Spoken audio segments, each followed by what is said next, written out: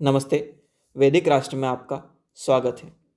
आपने अक्सर देखा होगा कि हमारे आसपास कई बार परिवारों में भाइयों के बीच वैमनस्य और विवाद की स्थितियां उत्पन्न होती हैं। लोग एक दूसरे के साथ रहने में कठिनाई का अनुभव करते हैं। इसी विषय पर एक ज्ञानवर्धक प्रेरक प्रसंग आपके सामने प्रस्तुत करेंगे।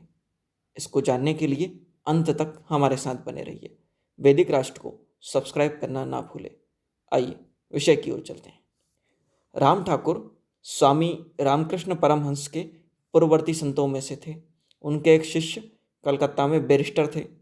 वह 6 भाइयों में सबसे बड़े थे। एक समय वह भाइयों के अंतर्कलह से बहुत परेशान हो गए, जैसा आमतौर पर होता है। उनकी यह परेशानी राम ठाकुर से छिपी नहीं रही। एक दिन वे राम ठाकुर से मिलने के लिए आए। उनसे अपनी परेशानी बताकर समाधान का आशीर्वाद मांगा। राम ठाकुर कुछ देर चुप रहे और फिर बोले, तुमने दुर्योधन का नाम तो सुना ही होगा। 100 भाइयों में सबसे बड़ा था दुर्योधन।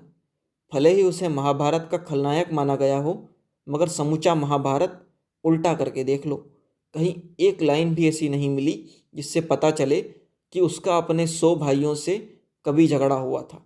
जब दुर्योधन जैसा अधर्मी भी 100 भाइयों के बीच प्रेम भाव बनाकर रख सकता है, तो तुम्हारे जैसा विद्वान धर्मात्मा मात्र 6 भाइयों के बीच प्रेम बनाकर नहीं रख सकता। तब तो धर्मात्मा होना बहुत बुरा हुआ। उससे अच्छा तो दुर्योधन जैसा अधर्मी होना अच्छा है। बात बैरिस्टर साहब के समझ में आ गई। कुछ दिनों बाद जब वे पुनः राम ठाकुर के पास आए उनके आश्रम में मिलने, तो उनके चेहरे पर उल्लास और संतोष की छटा बिखरी हुई थी।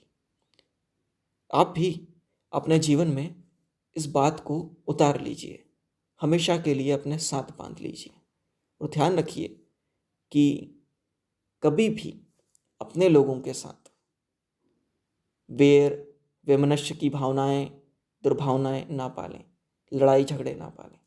हमेशा प्रेम से रहें और ये बात आपकी अपनी निजी जिंदगी के लिए, आपके उन्नति के लिए बहुत ही सार्थक और सहयोगी सिद्ध होगी।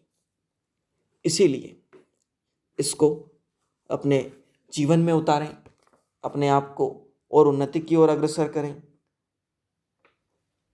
वैसे भी कहा गया है कि आदमी कुत्तों से प्रेम कर सकता है, उनको खाना खिला सकता है, उनके साथ सो सकता है, उनको अपने साथ सुला सकता है, कार में घुमा सकता है, चिड़ियों से प्रेम कर सकता है, सांप नेवले से प्यार कर सकता है, किंतु आदमी आदमी से प्रेम नहीं कर सकता।